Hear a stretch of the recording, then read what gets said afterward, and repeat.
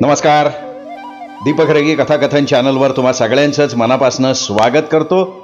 मित्रांनो, आजपासून तुम्ही ऐकणार आहात सुरेश वैद्य यांची कादंबरी. पण तत्पूर्वी तुम्ही जर आता चॅनलवर पहिल्यांदा आला असाल किंवा अजूनपर्यंत चॅनल सबस्क्राईब केलेलं नसेल तर प्लीज चॅनल सबस्क्राईब करा. शेजारी घंटीचं चिन्ह आहे, बेल आयकन तेही प्रेस करा आणि त्यातला ऑल हा पर्याय निवडा. मित्रांनो, सुरू करूयात. सुरेश वैद्य लिखित आकांत ह्या कादंबरीचा भाग पहिला. शेवटचा पेपर देऊन अभिमन्यू परीक्षा हॉलमधनं बाहेर पडला. त्याचा चेहरा कमालीचा प्रसन्न दिसत होता. तसे सगळेच पेपर्स त्याला फार छान गेले होते. आज शेवटचा आणि महत्वाचा पेपर. नाही म्हटलं तरी मनावर थोडंफार टेन्शन आलेलं होतंच, पण हाही पेपर त्याला फार सोपा गेला होता. तसं नापास वगैरे व्हायची त्याला अजिबात भीती वाटत नव्हती, पण नुसता पास क्लास मिळवून त्याचं समाधान होण्यासारखं नव्हतं. किमान फर्स्ट क्लास तरी मिळवायचाच ही त्याची जिद्द होती.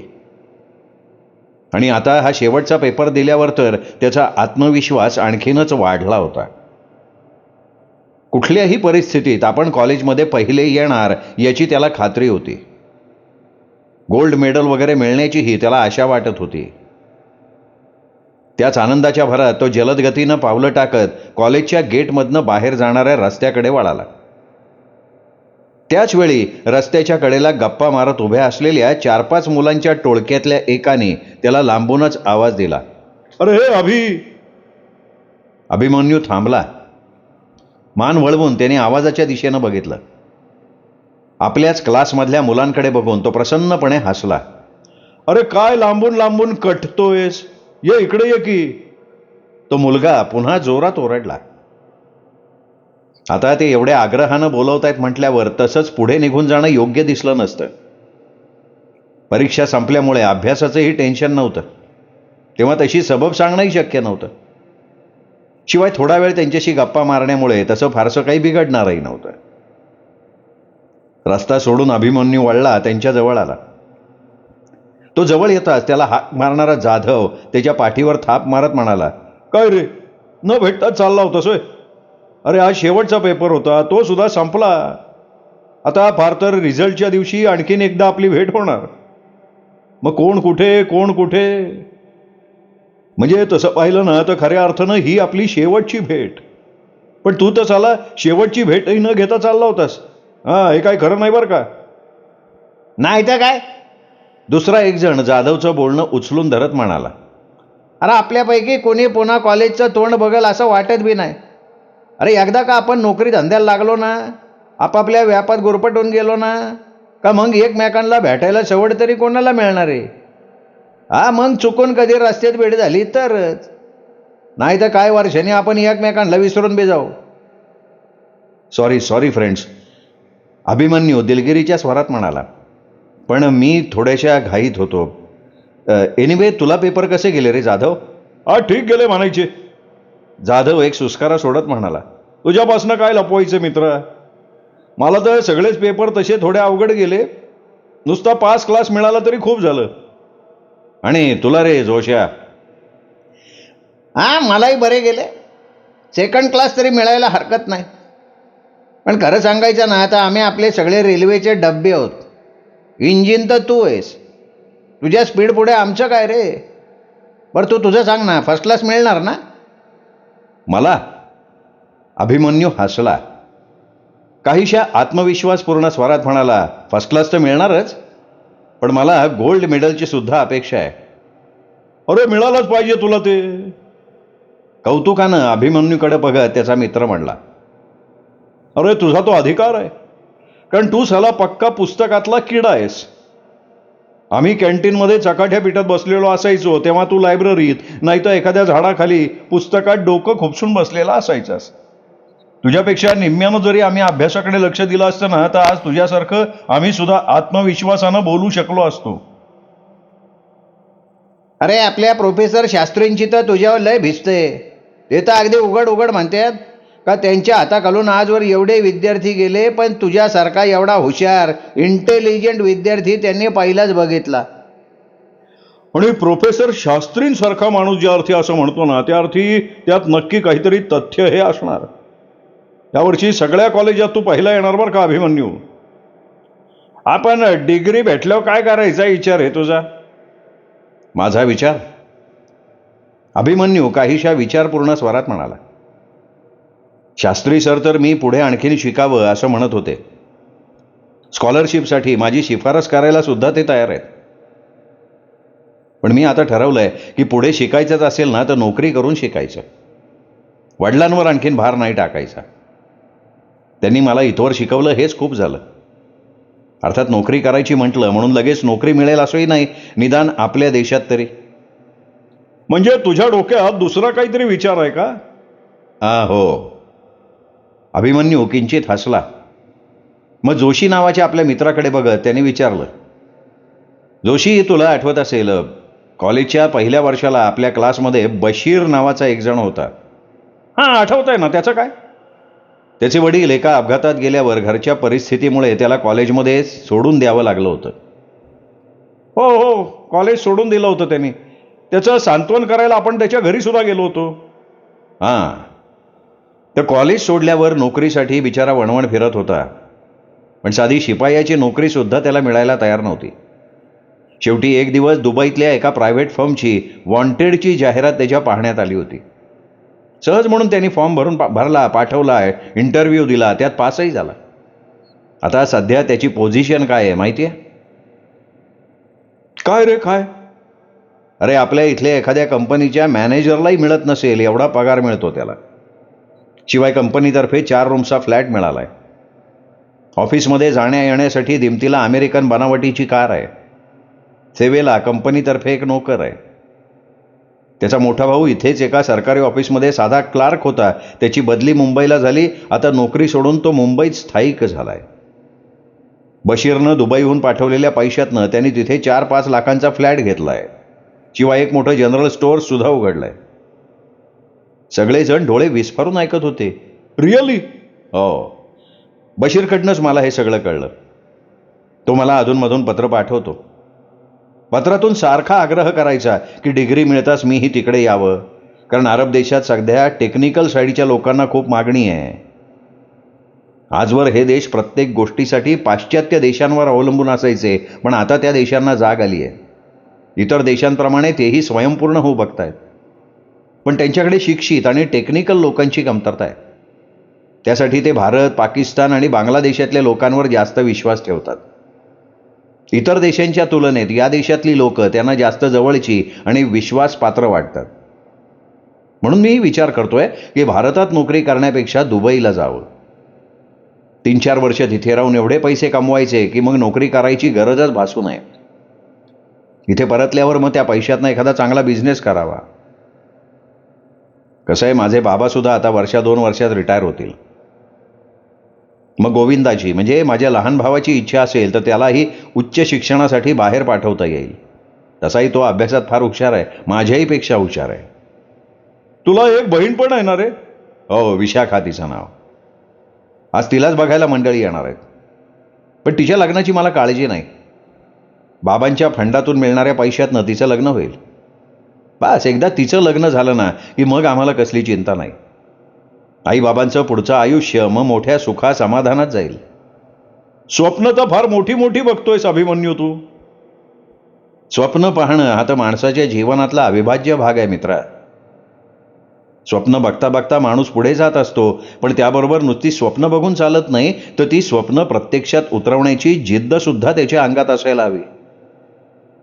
पण अभि कधी कधी, अरे कधी काय, बऱ्याचदा स्वप्न ही केवळ स्वप्नच राहतात. फार थोड्या जणांची स्वप्न प्रत्यक्षात उतरतात. हा खरं आहे, पण माझ्या बाबतीत नाही तसं घडणार. अभिमन्यू आत्मविश्वासानं म्हणाला. तुमची इच्छा दृढ असेल, मनात जिद्द असेल आणि परमेश्वरावर नितांत श्रद्धा असेल तर माणूस आपल्याला हवं तसं आपलं आयुष्य घडवू शकतो. आपण एक गोष्ट कदाचित तू विसरलेला दिसतोय. कोणती? धनलक्ष्मी, पैसा. अभिमन्यू हसला आणि म्हणाला, कष्ट करण्याची तयारी असेल ना तर अशा माणसाची लक्ष्मी दास होते. ती स्वतःहून त्याच्याकडे चालत येते. अरे पण कष्ट तर तुझे वडील पण करतात ना. बुद्धिमत्ता आणि जिद्द त्यांच्याकडे पण आहे.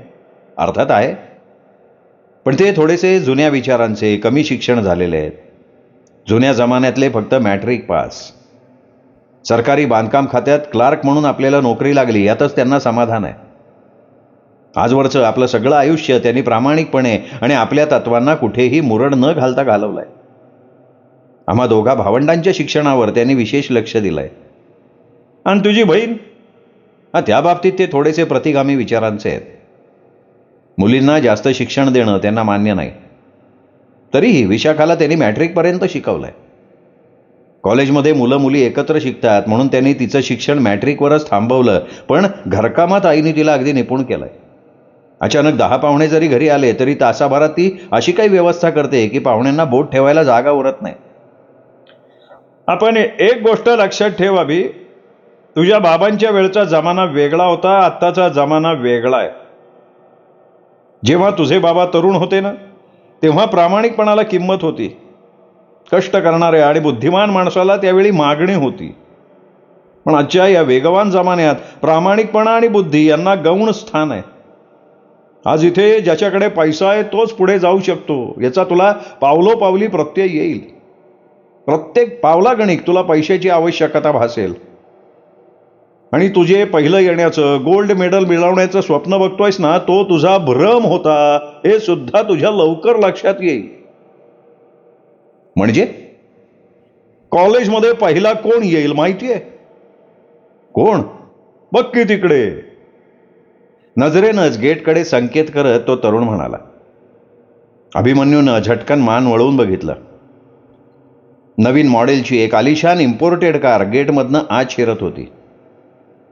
त्यांच्या जवळून पुढे जात असताना त्या कारमध्ये बसलेल्या एका तरुणानं त्यांच्या दिशेनं हात हलवत मोठ्या रुबाबात म्हटलं, हॅलो, हाय फ्रेंड्स. हाय आशिष, सगळ्यांनी एकाच वेळी त्याला रिस्पॉन्स देत म्हटलं. अभिमन्यू मात्र काहीही न बोलता गप्प राहून बघत होता. गाडी थोडीशी पुढे जाऊन थांबली, मग रिव्हर्स घेत मागे येऊन त्यांच्या समोर उभी राहिली. गाडीत बसलेल्या त्या तरुणानं अभिमन्यूला उद्देशून विचारलं, अरे काय अभि, माझ्यावर नाराज आहेस का? अभिमन्यू भानावर येत म्हणाला, नाही रे, मी तुझ्यावर कशाला नाराज होईन. फ्रेंड्स. आशिष मग सगळ्यांकडे बघत प्रसन्न हसत म्हणाला, फ्रेंड्स, पुढच्या रविवारी तुम्हाला माझ्यातर्फे पार्टी आहे हॉटेल मौर्यामध्ये. सगळ्यांनी यायचं, ओके? शुअर, येऊ की, पण पार्टी कशाबद्दल? मी पास झाल्याबद्दलची पार्टी. अरे पण रिझल्ट अजून लागायचा ना रे. येस, रिझल्टला अजून महिना आहे, पण माझा रिझल्ट मला माहिती आहे, म्हणूनच तुम्हाला आधीच पार्टी देणार आहे. अच्छा, म्हणजे तू पास होशील याची तुला खात्री आहे? आशिष त्या सर्वांची कीव केल्यासारखा जोरात हसला आणि म्हणाला, मी कॉलेजमध्ये टॉप येणार आहे. मग पुन्हा अभिमन्यूकडे बघत तो म्हणाला, तू पार्टीला यायला विसरू नकोस बरं का अभि. कार फरकत निघून गेली. काही क्षण सगळेजण स्तब्धपणे कार गेली त्या दिशेकडे बघत राहिले. मग पुन्हा एकदा फिक्कट हसत तो मगाचाच तरुण अभिमन्यूकडे बघत म्हणाला, पाहिलं का? काय? पहिला यायची त्याला किती खात्री आहे. अभिमन्यू कुत्सित हसत म्हणाला, मूर्खांच्या नंदनवनात वावरतोय तो. जो माणूस वर्षातला केवळ 1 महिनाभर कॉलेजमध्ये येतो, तेही केवळ कॅन्टीनमध्ये बसून गप्पा मारण्यासाठी. ज्यांनी कधी लेक्चर्स अटेंड केले नाहीत, कधी नोट्स घेतल्या नाहीत, तो कसा काय पास होणार? एखाद्या गाढवाला सांगितलं ना तर तो सुद्धा विश्वास नाही ठेवणार. अभि, अरे पैशात फार मोठी ताकद आहे. ती गाढवालाही अरबी घोड्यापेक्षा सरस बनवू शकते. आशिष शहा क्लासऐवजी क्लब अटेंड करतो. पुस्तकाऐवजी त्याच्या हातात पोरींचे हात असतात. डोक्यात अभ्यासाऐवजी व्हिस्कीची नशा असते, पण तरीही तो कॉलेजमध्ये पहिला येण्याचा दावा करतो. का माहितीये? कारण तो एका फार मोठ्या उद्योगपतीचा मुलगा आहे. दर 3ऱ्या-4थ्या दिवशी त्याच्या अंगणात कॉलेजमधल्या प्रोफेसरांना, लेक्चरर्सना पार्टी दिली जाते. एवढंच नाही तर आपल्या वाढदिवसाच्या दिवशी त्यांनी आपल्या कॉलेजच्या प्राचार्यांना सुद्धा बंगल्यावर बोलवलेलं होतं. त्याच्या बहिणीच्या लग्नात तर स्वतः शिक्षण मंत्री जातीनं हजर राहिले होते. मग आता मला सांग अभि, परीक्षेत टॉप येण्याचा त्याचा दावा ही केवळ वल्गना असू शकते? अरे पण ही तर त्याच्या वडिलांची पुण्याई आहे, त्याच्या घराण्याची स्टेटस आहे. परीक्षेत पहिला यायचा त्याचा काय संबंध आहे? त्यांनी पेपर चांगले लिहिले असले तर तो पास होणार ना. फार भोळा आहेस रे अभि तू. अरे सरस्वतीचे दिवस सरले, आता लक्ष्मीची चलती आहे मित्रा. लक्ष्मीनं केव्हाच सरस्वतीला आपलं दास करून टाकलंय. तुला तो घाटे माहितीये का? घाटे. आजारपणामुळे तो एक पेपर व्यवस्थित लिहू शकला नव्हता. बाकीचे सगळे पेपर त्यांनी चांगले लिहिले होते. म्हणून तो प्राचार्यांना जाऊन भेटला होता. त्या पेपरची परीक्षा पुन्हा घ्यावी म्हणून त्यांनी त्यांना विनंती केली होती, कारण त्याच्या करिअरचा प्रश्न होता. त्याचं म्हणणं ऐकल्यावर प्राचार्य काय म्हणाले माहितीये? काय म्हणाले? त्यांनी एक दरपत्रक घाटेसमोर टाकलं होतं. त्यात लिहिलं होतं, सेकंड क्लास हवा असेल तर प्रत्येक पेपरसाठी 500 रुपये, फर्स्ट क्लाससाठी प्रत्येक पेपर मागे 1000 रुपये, शिवाय मार्क वाढवायचे असतील तर प्रत्येक मार्कामागे वेगळा आकार. आणि तो पुढे आणखीन काही सांगणार होता, पण अभिमन्यूने मध्येच त्याला थांबवलं. अरे बास बास बास.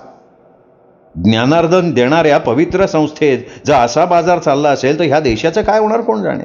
अरे आणखीन काय होणार आहे अभि? आज नाही तर उद्या या देशाचा वाटोळा व्हायला वेळ नाही लागणार. नाही नाही, असं म्हणू नकोस यार. अरे आत्ता कुठे आपला देश प्रगती करायला लागलाय. असं काहीतरी बोलून तू आपल्या देशाला कशाला बदनाम करतोयस? अरे मी कशाला बदनाम करतोय अभि? मी तर जे काही चाललंय ते फक्त सांगतोय. तू स्वतः आता या व्यावहारिक जगात प्रवेश करणार आहेस. लवकरच या जगाचं खरं स्वरूप तुझ्याही समोर येईल. भ्रष्टाचार किती खोलवर रुजलाय हे तुझ्याही लक्षात येईल. ठीक आहे ना, तू म्हणतोस त्यात काही तथ्य असेलही, पण म्हणून आपण एवढं निराश होऊन कसं चालेल? आपल्यासारख्या तरुणांनीच ही सिस्टीम बदलायला हवी, त्याच्या विरुद्ध लढा द्यायला हवा. प्रोफेसर शास्त्रींसारखी माणसं या देशात आहेत हे आपण विसरता कामा नये. त्यांचाच आदर्श आपण डोळ्यांसमोर ठेवायला हवा. मूठभर वाईट माणसांच्या जीवावर हे जग चालत नाही हे आपण लक्षात ठेवायला हवं. एखादा माणूस वाईट कृत्य करतो म्हणून त्याला शह देण्यासाठी आपणही त्याच्याच पातळीवर उतरणं कितपत योग्य आहे रे? कसं आहे ना अभि, हे सगळं बोलणं ठीक असतो. प्रत्यक्षात जगण्यासाठी कळत नकळत आपल्यालाही या वाटेचा अवलंब करायला लागतो. नाही, मला नाही तसं वाटत. प्रत्येकाची विचारसरणी वेगळी असू शकते. तुम्हाला तुमचं आयुष्य कसं जगायचं यावर ते डिपेंड करतं. मोह तुमच्यावर विजय मिळवतो का तुम्ही मोहावर विजय मिळवता हे शेवटी आपल्याच हातात असतं ना. परिस्थिती माणसावर विजय मिळवती एवढं मला माहिती. परिस्थिती पुढं चांगली चांगली माणसं कोसळून पडतात. अरे ही एक पळवाटच झाली. जिद्द असेल, हिंमत असेल तर माणूस परिस्थितीला सुद्धा आपल्या मनाप्रमाणे वाकवू शकतो. एनिवे, हा वाद न संपणार आहे. मी निघतो. अभिमन्यूच्या पाठमोऱ्या आकृतीकडे बघताना नकळत त्याच्याशी बोलणाऱ्या त्या तरुणाच्या ओठांवर एक कुत्सित हसू उमटलं. बघू याचे हे आदर्शवादी विचार किती दिवस टिकतात तेच बघतो, मनातल्या मनात तो म्हणत होता. मित्र हो, हा पहिला भाग इथेच संपला. दुसरा भाग उद्या. तोपर्यंत नमस्कार.